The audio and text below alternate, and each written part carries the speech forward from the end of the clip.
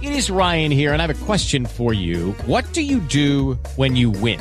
Like, are you a fist pumper, a woohooer, a hand clapper, a high fiver? I kind of like the high five, but if you want to hone in on those winning moves, check out Chumba Casino. At ChumbaCasino.com, choose from hundreds of social casino-style games for your chance to redeem serious cash prizes. There are new game releases weekly, plus free daily bonuses. So don't wait. Start having the most fun ever at ChumbaCasino.com. No purchase necessary. VGW Group. Void where prohibited by law. See terms and conditions. 18+. Hello and welcome. It is Eric Erickson here across the country from my flagship station, WSB in Atlanta, Georgia. The phone number is 877-97-ERIC, 877-973-7425. We've got the Omicron, or as Joe Biden says, Omicron. It's Omicron variant of COVID. It's not something new. We didn't jump from Delta to Omicron. There have been all sorts of variants in between. Some got news like Lambda. Most of them didn't. But here we are. And I thought, who best to talk to about this? And probably we've had immunologists on and epidemiologists on, but what about the emergency room doctors who are on the front lines of this stuff? I've got a friend who is an emergency room doctor, got his medical degree at Morehouse College, and then did his residency with Emory University, and now is an emergency room doc, in addition to being a Marine, in one of the largest suburban urban areas of the Southeast, Gwinnett County, Georgia. That is my friend Rich McCormick, who was also a candidate for Congress in the 7th last time. Rich, how are you? Good, sir. How are you? Great. So let's back up before we get into this current variant Omicron and what you think about it to the beginning days of COVID. What was it like to be an emergency room doctor? Scary times. The nursing staff were exposed repeatedly. We were exposed before we even really knew it was in the United States. People were getting fevers and having all the symptoms of the disease process without even having a testing process, without having good protective gear, without knowing really how to treat this disease. This is when you have a novel virus, not knowing how it affects you, how easily it's spread, and what the outcome can be is an alarming thing, very stressful thing for the ER. It was funny. We actually emptied out the ER at the beginning because nobody wanted to come to the ER and be exposed to it. And we saw a huge amount of just very deadly disease take place, especially with our vulnerable populations. It was high mortality rate with especially those people that had conditions that made them susceptible to this disease. And along the way as well, I can imagine you were dealing with people who they put off going to the emergency room for other things. And then suddenly you're dealing both with COVID and with suddenly people who have critical conditions that put off actual preventative care. Absolutely. My wife's an oncologist, and she's seen a huge uptick in cancers that were more advanced because people didn't want to come in and get checked out. We've seen the same thing with some heart conditions. We've seen a huge uptick in psychiatric illnesses. As you probably realized, we had over 100,000 people overdose on drugs and die. That's just the people who died. Think about if you have 100,000 people who overdose to the point where they stop breathing, the amount of millions of people that are actually affected by this on everyday living, where their families are dealing with drug addictions, with depression, anxiety, where kids are absolutely burdened with this same just mentality of fear. Now, along the way, as we learned more about COVID, we had different, prescriptions coming down from Washington. Don't wear a mask. The first responders need it to then wear a mask, to now always wear your mask, to stay inside. And like I said early on, a lockdown for a month here in Georgia while hospitals built up their resources kind of made sense. And some states now, you've got the federal government, even Joe Biden, not ruling out future lockdowns. It seems like the advice from Washington has been ever changing, and no one really trusts what to do. What you as a doctor, what do you tell people who have questions about how to navigate the process of COVID? Sure. Well, first of all, realize that nobody has a corner on everything that is COVID. No, not Fauci, nobody, maybe especially not Fauci in some cases, because I do think he's been politicized as well. And the one thing that the government has not done well is try to get people to look to the government for answers rather than their doctors. Everybody is unique in their challenges to healthcare, what their comorbidities are, what kind of medications they take, how this can affect them and their family, how old their family might be. It really merits a good discussion with your physician rather than a politician I was just talking to one of the congressmen just last night, and he said, it's funny, I'm having people call my office and ask for advice on what to do for COVID. Gosh, go talk to your doctor and turn this back into something not political. Matter of fact, the biggest challenges we've had in handling this is the pushback. When you force people to do something, there's a natural tendency for a certain segment of Americans to say, you're not going to tell me what to do, and it actually makes medicine more difficult to deal with. Yeah, I bet so. It's to some degree, I guess it's an endearing tendency of Americans to push back on authority. And at the same time, we do have this virus. And now we've got the Omicron variant. And it sounds like there's been a massive freak out in advance of even any known cases coming into the country. And not only that, but also how deadly this disease is. If you listen to the physicians that are treating this in South Africa, and what they're saying about it, it doesn't seem to be any more. Matter of fact, it might even be less deadly than other variants we've faced with, especially the Alpha, Bravo, and Delta variants. I don't see it being more dangerous. We don't know that it's resistant to the vaccination, even though they're talking about having new spike proteins. But there's certainly just no evidence that this is going to be a more deadly disease than we already have. And what I'm concerned with is we're going to have multiple more variants just in the next few months. And I'm concerned that this is going to be an excuse for more government overreach. I heard a kind of a pun on this where you talk about the ultimate end variant is going to be communism. And that's because people keep on overreacting to this. And we've seen where we've had multiple states that have had the most draconian control measures have not had better outcomes. They have just as much death, if not more. Right now you can see these northern states that have huge restrictions on mask mandates and vaccinations and work, and they're having a huge outbreak up in the north, whereas down in the south, where you've had open societies and people mingling and going to football games, the prevalence just isn't as great. So I'm not sure that we're doing all the right things to control this and that we're not taking natural immunity into account. I do want people to be vaccinated, by and large, who are over the age of 40, especially who have risk factors, because the statistics are just there. I mean, you're 11 times more likely to die, 29 times more likely to be admitted if you're not vaccinated. But I get it, and I understand people who don't want to be vaccinated, especially people who have already had the disease. You have a natural resistance, at least for some time, anywhere from 6 to 12 months. And I get why people wouldn't want to be re-exposed and have some sort of hyperimmune response. So there's a concern, and especially with young people, too, who don't have the same mortality rates. There are certain risks versus benefits that have to be taken into account. Look, that's well said. I appreciate you coming in to talk about that. But now I want to talk to you about something else as well. You in 2018, and I'm getting my years mixed up now. Suddenly it's 20. Ran in the 7th Congressional District against Carolyn Bourdeaux, a district that has trended Democrat over time, naturally due to population growth. You didn't pull it off, but you came very close. And now you got Lucy McBath in Georgia, the congresswoman who's probably the largest anti-gun advocate in the country, jumping into that race against Bourdeaux, who, although very progressive, handled herself very moderately in this Congress. And a lot of people were thinking you would run against Bourdeaux again. You had sent some signals there. That district now is so unwinnable for a Republican. And I'm hoping that your days in politics are not done yet. I think we've putting you on the spot here. Well, thank you. I'm going to make the official announcement right now, since we're getting ready to make our press release. Anyways, we're definitely running in the 6th. It's going to take about 30% of the district we just ran in, combined with about the same amount from the 6th, and then about another 30% from the 9th and the 11th. I think it'll be a great district for us, and I'm looking forward to the new challenge.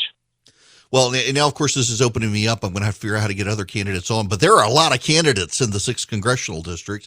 And you have won the nomination, I guess, this last time. But this is going to be a district where you're going to have a big fight on your hands, it looks like. It will be, but I think financially we're secure. We're definitely in the mixed top 5 in the nation for funds raised against Democrat incumbent. We have the name recognition. We have almost 30 congressional endorsements. The majority of Republicans in Georgia have endorsed us. We have great local support and a great ground game. I have the best team in the world, so I'm just really excited about this. And I think if you look at my resume of service to my community as a minister and as a physician and as a Marine, I think I stand on that. Now, let me talk to you about this, balancing your work life, because you ran for Congress in 2020, and you got that experience in juggling all these balls, but you were actually an emergency room doctor while also running for Congress. How do you make that work and spend time with your lovely family? Tell your wife I said hi, by the way.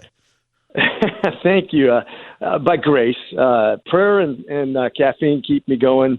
But I think I have to rely on grace from the family. I'm almost an empty nester now. I got one more kid left in the school as a senior. I got two you can have. Good to me. Well, after the 7 that we've raised, I think we've done our part. I love children, but I think the time has come for another stage in life where it's time to just step up and continue service in a different way. And it was actually going to battle with Republicans that got me involved with this. People who were selling out to special interests. When it came to surprise billing, and when I went down with a bipartisan group of doctors down to the Capitol trying to solve a very real problem for 50% of Americans. We need to do what's right. We need to do what's right now, and not get involved in the special interests, but really talk about we the people. It shouldn't be about a politician. It should be about the people. Well, okay, so this raises an issue, and let me pull it out of the campaign per se and into you're talking about surprise billing. Republicans right now seem to, on the healthcare front, be running as we're not Democrats. They tried that we're going to repeal and replace Obamacare, and they failed with Republican votes there. I mean, when you think about the healthcare challenges that we have, people in Washington try to break it down to something very simple and not necessarily something that's actually the problem. How do you, particularly being in an emergency room where so many people go who don't have insurance, how do you see this problem? Well, I get to witness failed policy firsthand. I mean, that's what I do for a living. I literally see people without insurance come in. I've watched the runaway prices. Basically, doctors don't make any more than they did 10 years ago. And in fact, I don't think our reimbursements keep up with inflation. But meanwhile, you see this huge increase in healthcare cost spending. And you can talk about monopolistic practices of hospitals. You can talk about pharmaceuticals. You could talk about insurance companies. There's a lot of special interests up in D.C. And just recently they came up with a bill to handle surprise billing on a federal level. We already did that here in Georgia. It took us 3 tries to get it passed. We have something that's very good here in Georgia. But the question is D.C. now going to circumvent that by saying we're going to take away the state rights by having a federal way to do this, but much more self-serving to special interests. And what we saw is Congress passed a pretty good comprehensive bill on surprise billing, and then the bureaucrats literally took it and rearranged it to totally get away from what they had tried to intend. And so there may be a lawsuit coming on that. But these are the problems. These are very complex issues that, especially when it comes to healthcare, which will be one of the biggest costs in America in the next decade. Matter of fact, if you went to a single-payer system, you're talking about adding $30 trillion to the national cost in the next 10 years. That's a conservative estimate. And that doesn't mean better health care, by the way. That just means, and it's not free. $30 trillion is not free, but people will look at it that way, the way it's sold from the Democrats. But once you de-incentivize people to work hard, the one good example we have of a one-payer system is the VA, widely despised as one of the worst healthcare systems in that kind of market. And I just think we're really in trouble if we don't have good creative solutions to this with, pricing transparencies, funded HSAs that can roll over, giving people the motivation to make the right decisions that help a free market react to the most efficient way of delivering medicine while still maintaining the quality. And that's a complex discussion. I think the Doctors Caucus needs more doctors in. Well, look, I'm glad you said that. I'm glad you raised the VA because you're probably aware WSB-TV has done a report now on the thousands of scans at just the Atlanta VA over a number of years that never even made it into patients' records. So doctors never even reviewed them. And the number of people who were not treated or mistreated because the doctors weren't aware of their scans, that is such a horrible system. And with your medical background and both being a Marine as well, taking on that system, it seems like everyone always campaigns on fixing the VA, and we've still got this mess that continues to fester. There's a lot of ways to help the VA a lot. I think we've kind of run our course when it comes to this system because we're not able to fix it through the government. We keep on turning to the government. I personally believe that we should incorporate it back into civilian health care and make it competitive again because there's just not a whole lot of motivation. There's a hospital in South Dakota that has a census, sometimes a weekly census of 9 patients. The surgeons hardly do any surgeries. If it's anything complex, they send them out. So really there's no cost effectiveness to whatsoever, but yet it's protected as a cash cow for that district by its representative and by its senator, not because it's a good hospital, but because it brings money to the community. That's just the wrong way of doing government, and that's one of the problems we have.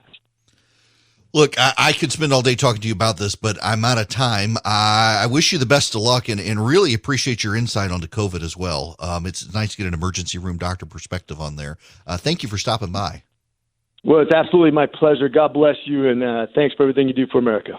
You too. Rich McCormick, now running for the 6th Congressional District here in Georgia, Marine emergency room doctor, went to Morehouse College and then did his residency at Emory, has been on the front lines fighting COVID and seen it firsthand in Gwinnett County, the fastest growing part of the Southeast. We'll be right back.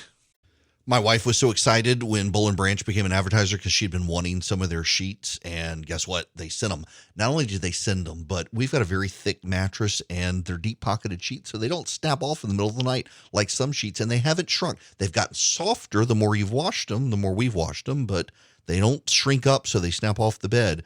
Look, there are a lot of cyber deals out there this week, and so many of them, you're getting like the TV with minus the HDMI port you want, stuff like that. With Boll & Branch, you get what actually Boll & Branch sells, and they're a great team. Scott and Missy Tannen, they're the founders of Boll & Branch. It's a small business, but they have taken off around the United States through smart advertising, but smart advertising connected to a superior, great product. Their signature hem sheets are an all-time bestseller. So many reasons. They're so soft. They get softer over time, and they don't shriek up. They're great. This Cyber Week, gift your loved one the best sleep of their lives, or treat yourself with Boll & Branch. Their holiday packaging, their famously soft sheets, pillows, blankets, many more. They make a difference everybody can feel. You get 25% off now through December 2nd with their best offer of the year at bollandbranch.com. That's 25% off at BOLL and branch.com. Exclusions may apply. Hello and welcome. I got to revisit the subject of Pfizer because I was looking at their first quarter results and not their whole year results, but this is really frustrating me and I need to put it in perspective for you. You know, all the president's men or whatever on Nixon in the movie discussed following the money. It wasn't actually in the book that the movie was based on by Woodward and Bernstein, Follow the Money. And everybody likes to say follow the money and they sound very smart. And so there's this conspiracy theory developing on the right that Pfizer wants to perpetuate COVID because it's making a lot of money. You know how much money Pfizer is going to make off of COVID this year? $26 billion, according to Pfizer's own CEO and CFO. They expect $26 billion to be made this year just on COVID. And so people say, well, they've got to keep it going. They've got to perpetuate it. And it certainly superficially makes sense to people. It's like the people who say, well, we'll never cure cancer because the pharmaceutical companies won't make any money. First of all, what you're doing is you're doing what the left does by saying that pharmaceutical companies are bad.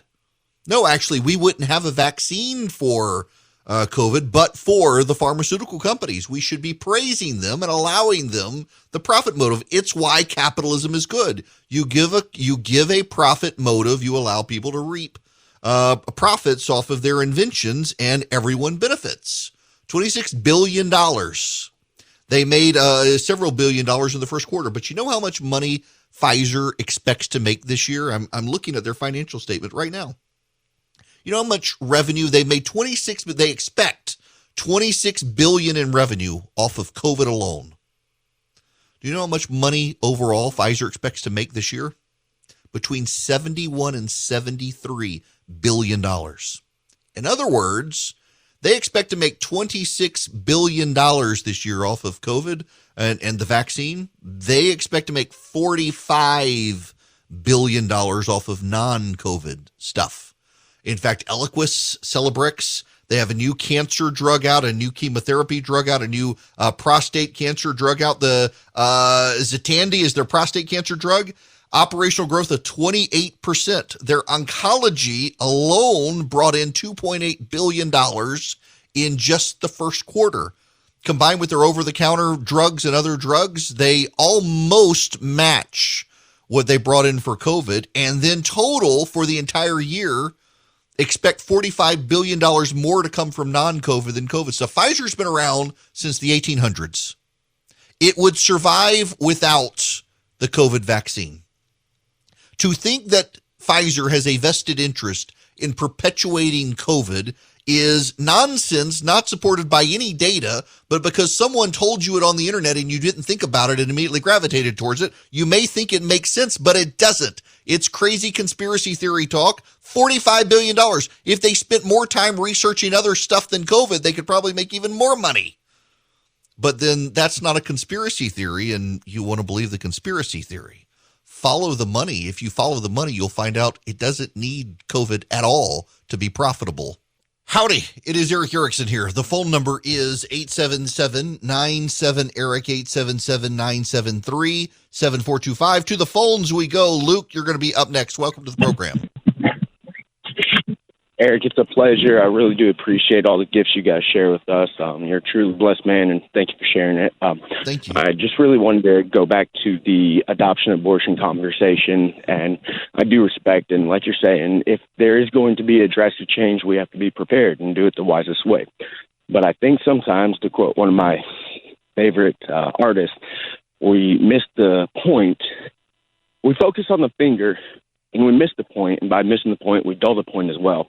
I think what we really need to be focused on are the children that are children now that are alive, and stop centralizing everything, bring more respect into the act of sexualization, be more prepared so that the abortion adoption level decreases while we also respect ourselves and other people more. Yeah, that's a great point. And interesting enough, I'm in a Slack group with some folks who are actually talking about this very issue right now. And one of them made a point that, we're at the lowest rate of abortion in this country since Roe versus Wade, not because of restrictions, but because fewer and fewer people are actually having babies to begin with, and fewer kids are having sex. And ironically, it's not because we've gotten more moral and we've been teaching our kids to do the right thing. It's for some reason, the younger generations now are not actually engaged in relationships at all, let alone having sex at all. And it's actually causing a population decline in the country. And how do we now incentivize and encourage kids to get married, stay married, have kids without also encouraging a promiscuity that leads to an uptick in abortion? That's the balancing act that people like you and me and people in churches with some moral grounding are going to have to be able to navigate. Ironically, the only people in this country who are engaged in creating large families are Hispanic Protestants. Immigrants to this country who are Hispanic and Protestant are most likely to have the largest families. After them, committed evangelicals are most likely to have the largest families. And in fact, evangelicals in this country are also very likely to have mixed race families through adoption. This is one of those weird things that I wasn't going to talk about, but now I'm going to talk about it because it popped in my head. One of the weirdest things that is happening in the undercurrents of our country right now that you are probably not even aware of, and I am only aware of it because of some of the friends I have, is there is a growing movement in this country among the alt-right, the kind of white nationalist conservatives, and among the far left in this country, who are just kissing cousins. I don't know if y'all have seen the comedy bit that has circulated online of the woke and the racist, and they believe the same thing. And it's actually deeply funny when you realize how much the wokes and the racists believe the same things. One of the things they believe is that interracial and international adoption is bad. There is a growing movement on the left to insist that if a white couple chooses to adopt a non-white baby, that they must be forced to indoctrinate that child into some perceived culture of the child's race, or be prohibited at all from adopting a child of a different race.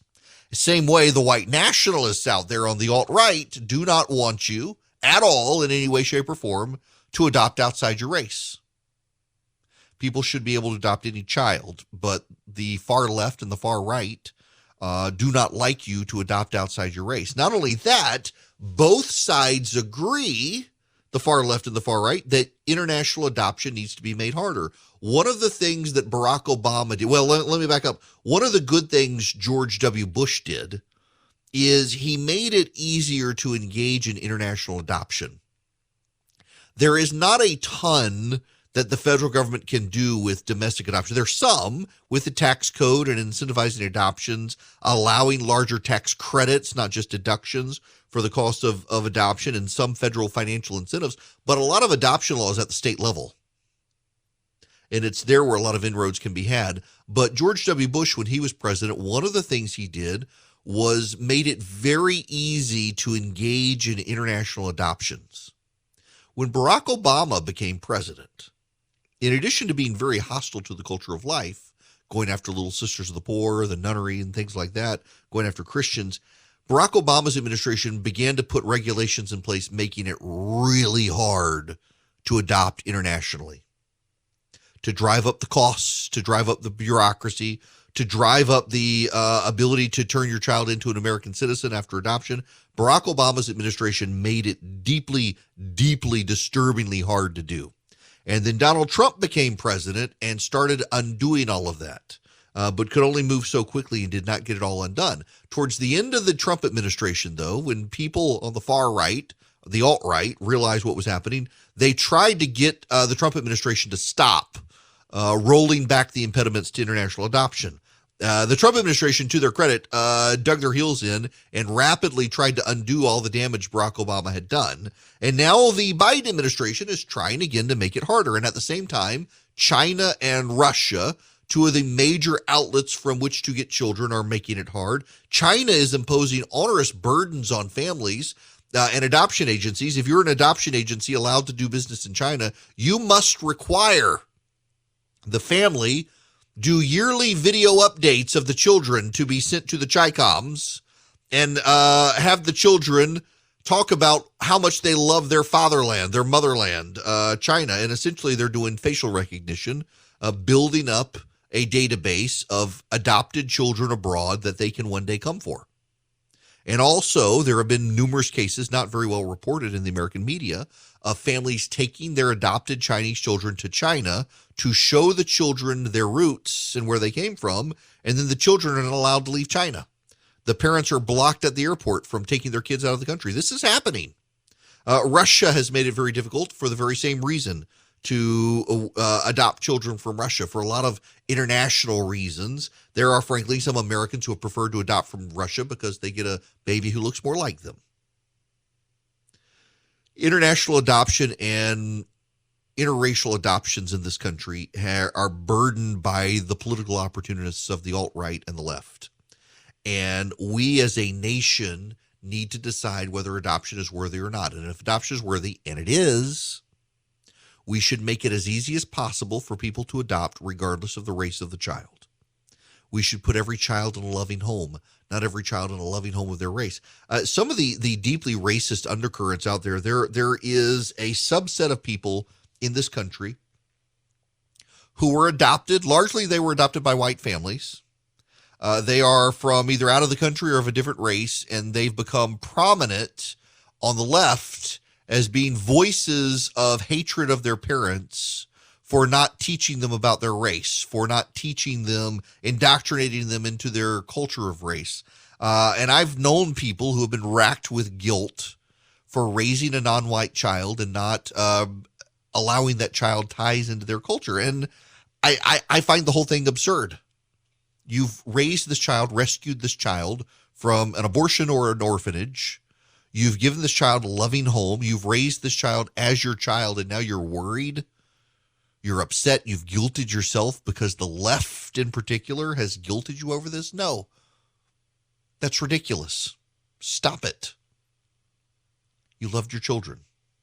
There is a coming war on adoption in this. And by the way, it's going to be even worse. If Roe is overturned, you're going to see the alt-right and the wokes be hand in hand, making it as difficult as possible to do adoptions in this country efficiently, cost effectively. And then they're going to say, well, look, we told you so. Might as well bring back abortion. Might as well bring back abortion. Can't adopt the kids. Might as well do it. It was a failure. You didn't really mean it. Meanwhile, they're the ones throwing up impediments, so you're not going to get a fair hearing by the media. You know how this game is going to be played. It's ridiculous, but also very predictable that that's where we're headed. You know where else we're headed? We're headed towards more censorship from Twitter. And this in and of itself is going to be a problem. Jack Dorsey has stepped aside at Twitter. He was probably, from what we're hearing today, one of the last people at Twitter who wanted a free exchange of ideas on Twitter. The wokes at Twitter have largely taken control of the company. You know, if you misgender someone, you call someone who's a woman, but they've decided they're a man, you get banned at Twitter. If you call Ellen Page because Ellen Page now wants to be called Elliot Page, you get banned at Twitter. And now the new CEO at Twitter says you're no longer allowed to share pictures of private citizens against their will. And if you share pictures of a public person for harassment purposes, that also will get you in trouble at Twitter. You know what's really going on here? There's a larger issue going on as Twitter clamps down on citizen journalism, which has exploded on the right as the left has engaged in hackery within the mainstream media. A lot of what is happening right now and what you can understand in society is the left is slowly coming to terms with the fact that they no longer have a cultural monopoly. If you think about it, for many years up until recently, the left controlled what was funny. The left controlled what was entertainment. The left controlled what was news. The left controlled culture. What you shopped at, where you shopped, who you did business with. The left controlled these things through a cultural monopoly. But actually, over time, what has happened is the right has developed its own enterprises and outlets, its own comedians, its own base of culture and entertainment and politics and news.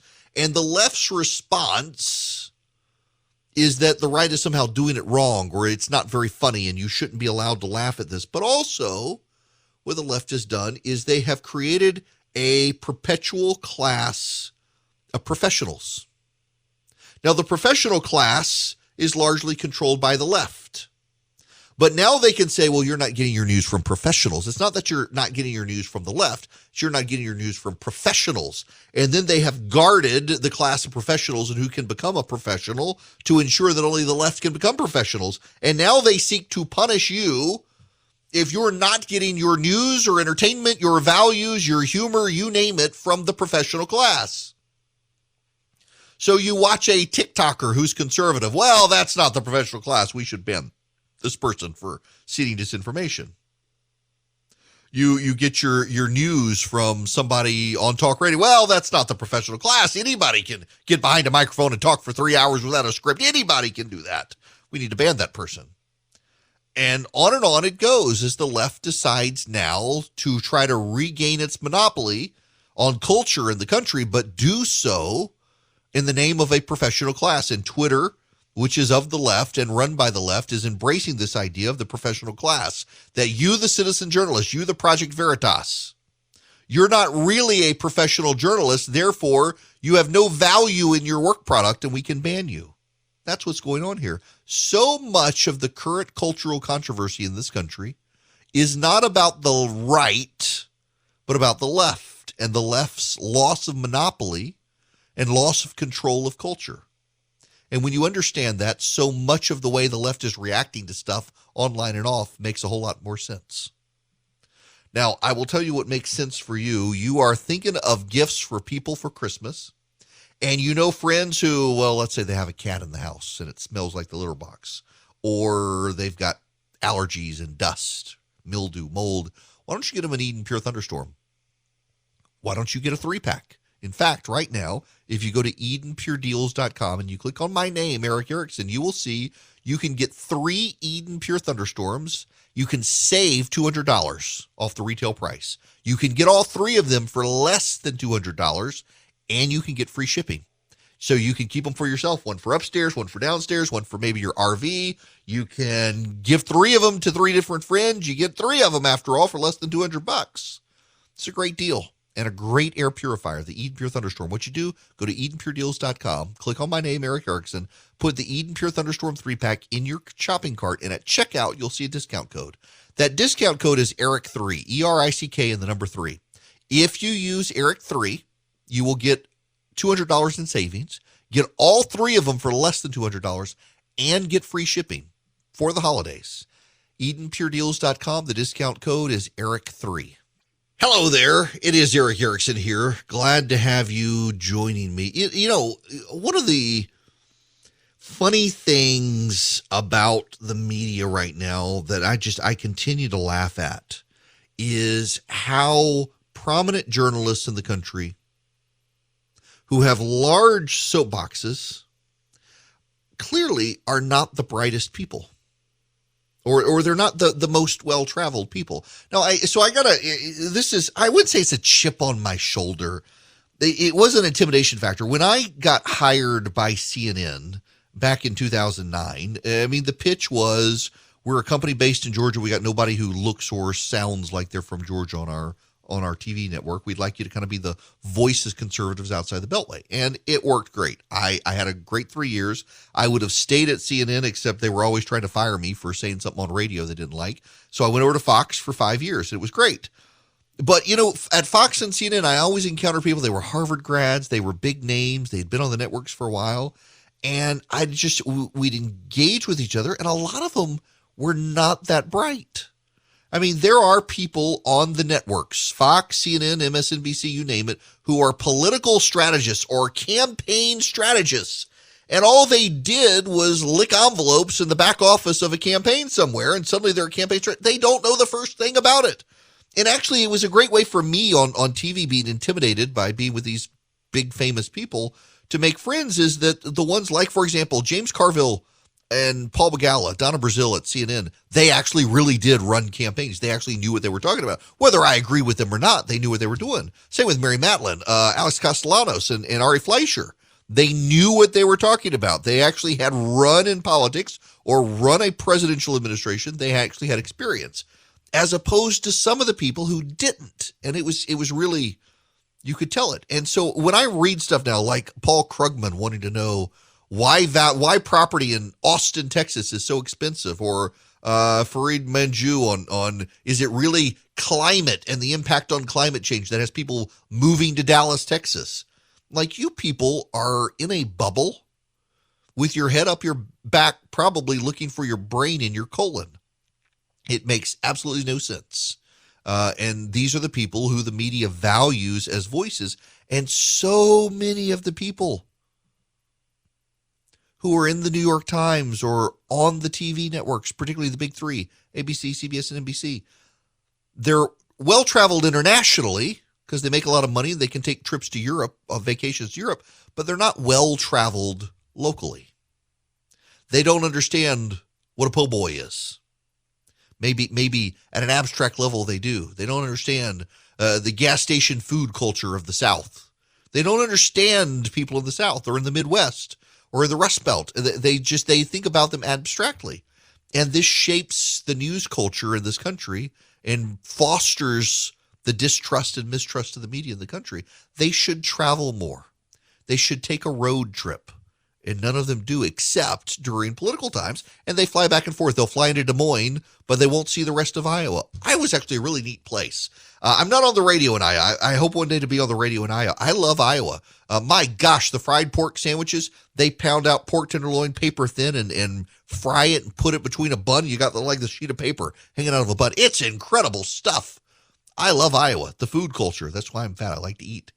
But my gosh, you don't get a lot of journalists who go to Tulsa, Oklahoma, where I am on the radio. They don't really understand the culture of Oklahoma, or frankly, even Ohio. They don't get the divides. They don't get the disconnects. They don't get the process there. And yet they're writing about the news and opining on things they don't understand as if they do. At least get out and talk to people. And so we get these crazy stories on how the Supreme Court's going to end abortion in America, or why people are moving to Dallas, Texas. And none of it makes any sense. It's all very bizarre. But this is the American news culture we have today, which is why so many people are going on the internet or talk radio to find real news. And you thought these last 2 years were crazy. Welcome to 2022. It's coming up and nothing makes sense still, especially in business. If you're a small business owner, good luck getting financing from a big bank right now. I can offer you a fantastic solution if you're looking for $750,000 or more in financing for your business. First Liberty Building and Loan. Let's say you want to buy a new building or you want to refi existing debt or you want to buy a company. Basically, you see opportunity for your business to grow, but you've hit a wall with the mega banks getting financing. That's where First Liberty Building and Loan and my friends, the Frost family, come in. They solve small business financing problems better than anyone I've ever seen. They say yes, where big banks say no. It's that simple. Look, just do this. Spend 10 minutes with them. Call them, First Liberty Building and Loan. Say Eric sent you. In 10 minutes, you'll know if you're a good fit for their program. Go to firstlibertyga.com. That's firstlibertyga.com. They help small businesses nationwide in all 50 states. firstlibertyga.com. Lucky Land Casino, asking people, what's the weirdest place you've gotten lucky? Lucky? In line at the deli, I guess? Aha, in my dentist's office. More than once, actually. Do I have to say? Yes, you do. In the car before my kids' PTA meeting. Really? Yes. Excuse me, what's the weirdest place you've gotten lucky? I never win and tell. Well, there you have it. You can get lucky anywhere, playing at LuckyLandSlots.com. Play for free right now. Are you feeling lucky? No purchase necessary. Void where prohibited by law. 18+. Terms and conditions apply. See website for details.